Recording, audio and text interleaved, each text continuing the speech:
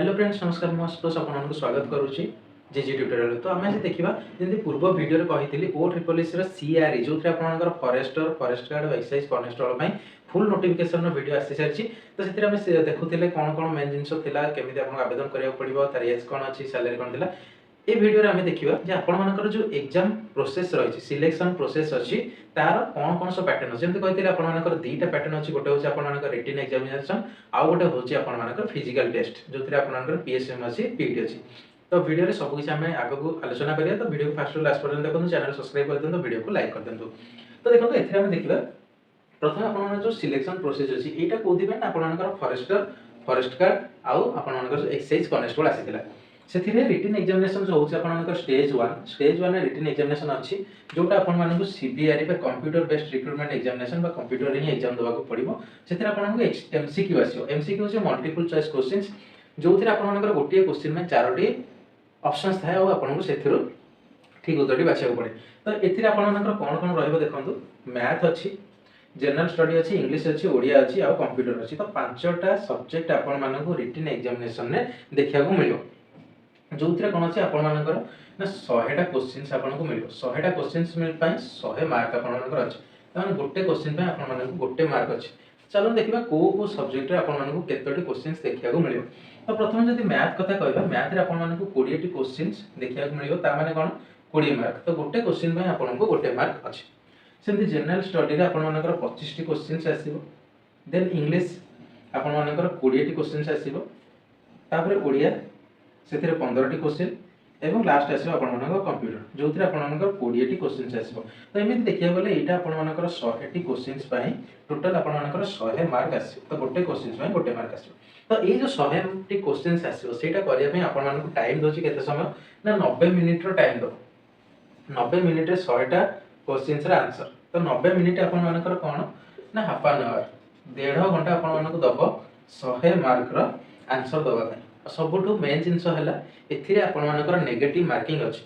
Negative marking ताने पुणी से अच्छी नेगेटिव मार्किंग आपर अच्छी 1/4 जदि आम कहीपर 25%। तो 25% माने कौन जदि आपर 4टी क्वेश्चन भूल हो जाए आपर गोटे मार्क माइनस हम। तो सहीटा हूँ आपर 1/4 नेगेटिव मार्किंग। तो मेन जिनिस है आपर रिटन एग्जामिनेशन में ध्यान देवार अच्छी बहुत केयरफुल होबार अच्छी जे आपर माइनस मार्किंग अच्छी। तो यहाँ जमी न हुए से प्रति आपको ध्यान देवाक पड़ो। आ बाकी रहा यहाँ आपर written examination subject wise question केते कोन आसीबो सेटा आपन मानकु कहि देबे। तो एई जो एग्जाम अछि एई एग्जाम ता देला परे आपन मानकर पीटी हबो जोटा आपन मानकर स्टेज 2 अछि हम वीडियो आगु देखिबा पीटी बा पीएसएम एई दुटा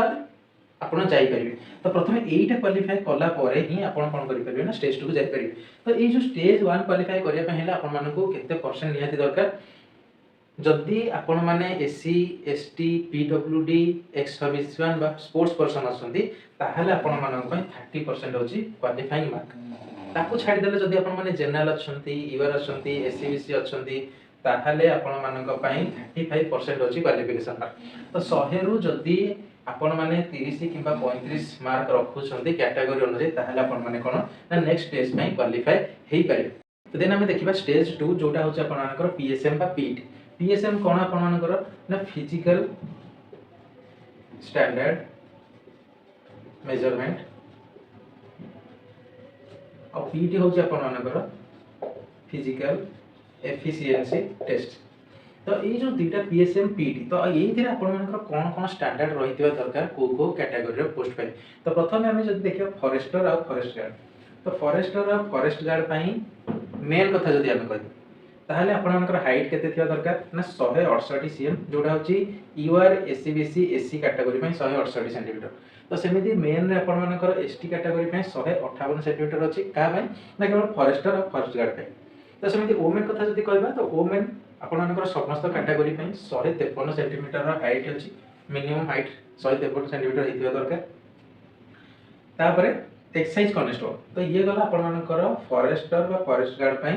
आपनकर पीएसएम फिजिकल स्टैंडर्ड मेजरमेंट मु पीटी कथा कहनी आपन को पीएसएम कथा कहूची। तो पीएसएम रे आपन मानकर हाइट जोटी फॉरेस्टर और फॉरेस्ट गार्ड 168 158 वोमेन मानक समस्त 153। तो सेमती एक्साइज कनेस्टेबल रो पीएसएम बा फिजिकल स्टैंडर्ड मेजरमेंट कोन हेइबा दरकार ना हाइट चेस्ट वेट तीनटा जिनिस दरकार होची जो थी आपण मानकर फॉरेस्टर फॉरेस्ट गार्ड में केवल हाइट पीएसएम रे थिला एठी आपण मानकु तीनटा जिनिस देखिया मिलियो हाइट कोन ना सेही सेम यूआर एससीबीसी पई 168 सेंटीमीटर किंतु एससी एसटी पई 163 सेंटीमीटर जोटा होची मेल कैंडिडेट मानन पई तो सेही बळी फीमेल बा वुमेन कैंडिडेट मानन पई कोन 158 सेंटीमीटर होची यूआर एससीबीसी कैटेगरी 153 सेंटीमीटर होची एससी एसटी कैटेगरी तापरे चेस्ट चेस्ट कोन ना मेन मानक पई यूआर एससीबीसी कैटेगरी रे समिति अछि 79 सेंटीमीटर रु 84 सेंटीमीटर होची आपण मानकर physical standard measurement SC ST candidate मान पई 76 रु 81 जोटा होची आपण मानकर स्टैंडर्ड तापर सेथिरे आपण मानकर पुनी 5 सेंटीमीटर रो एक्सपेंशन अछि एला चेस्ट तो वुमेन मानकर चेस्ट मेजरमेंट रहैनी केतेले तो सेथि पई ताका मानकर सेटा नाही वेट कैटेगरी होची मेन मानक पई यूआर एससीबीसी रे 55 केजी मिनिमम आपण मानकर बॉडी वेट रहितबा दरकार सेमति एससी एसटी मानक पई 50 केजी रे बॉडी वेट रहितबा दरकार किंतु सेही जगह रे वुमेन कैटेगरी रे आपण मानकर अनरिजर्व बाय एससीबीसी पई 47.5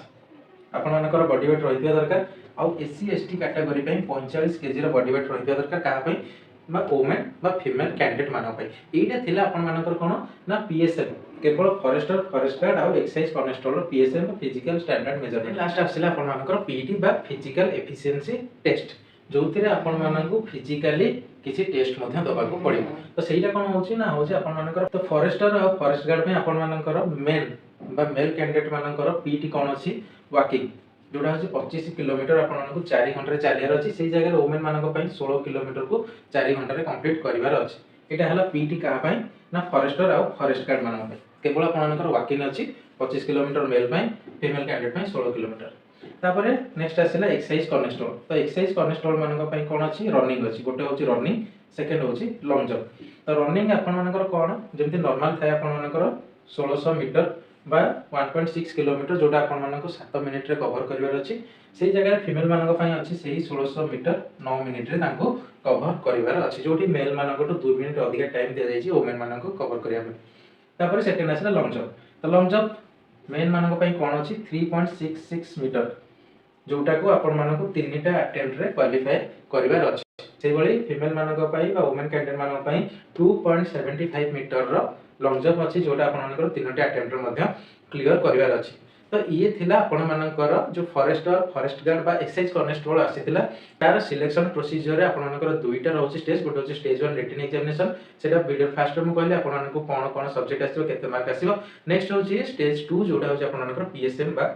पीईटी फिजिकल स्टैंडर्ड मेजरमेंट आउ फिजिकल एफिशिएंसी टेस्ट जो थरे हमने देखिले आपण मानकर विभिन्न कैटेगरी पई विभिन्न प्रकार रा आपण मानकर पीटी अछि आ कोथिरे आपण मानकु कोन कोन क्वालीफाई करिवार अछि तो प्रथम आपण को रिटन क्वालीफाई करिया को पड़िबो कैटेगरी हिसाब रे 30% किबा 35% तापर आपण मानकर पीएसएम क्वालीफाई करिवे बा फिजिकल स्टैंडर्ड मेजरमेंट तापर आपण मानकर पीटी क्वालीफाई कला परे आपण मानकर ए सब जिंस वेरिफिकेशन हैला परे ही आपण मानकर लिस्ट आसीबो मेरिट लिस्ट आसीबो और ए जो आपण मानकर पीएसएम को आपण माने क्वालीफाई हेइ के आसीबे सेटा होछि आपण मानकर पोस्ट मने कर आपण मानकर पोस्ट अछि 1000 तो 1000 टी पोस्ट पई आपण मानकु रिटन क्वालीफाई केते रे करिया को पड़ियो बा से माने केते सिलेक्शन नेबे ना यार मोर देन 3 टाइम्स माने जदि 1000 टी पोस्ट आपण मानकर अछि सेथि आपण माने 3000 पिला को से माने पीएसएम पई क्वालीफाई करिवे कोन करी ना 1000 टी पोस्ट मानकर जदि अछि पीएसएम पई केते पिला जिवे ना जते पिला भी अप्लाई करिथांतु आपण मानकर रिक्वायर्ड पोस्ट रो मोर देन 3% तो मिनिमम आपण 3000 पिला से माने पीएसएम पई क्वालीफाई करेबे देन 3000 ऊपर मध्ये से माने ए पीएसएम पीडी पई पिला को सिलेक्शन करि पारंती तो ये थिला आपण मानकर ओ ट्रिपल एससी रो फॉरेस्टर फॉरेस्ट गार्ड बा एक्साइज कनेस्टेबल सीआरई बा कंबाइंड रिक्रूटमेंट एग्जामिनेशन 2026 रो एग्जाम्स बा आपण मानकर सिलेक्शन प्रोसेस तो आशा करछि वीडियो टी भल लागितो केमिति लागिला कमेंट सेक्शन में जणाइबे वीडियो जदि लाइक करनांती लाइक कर देन चैनल सब्सक्राइब कर देन और समस्त सहित शेयर कर देन।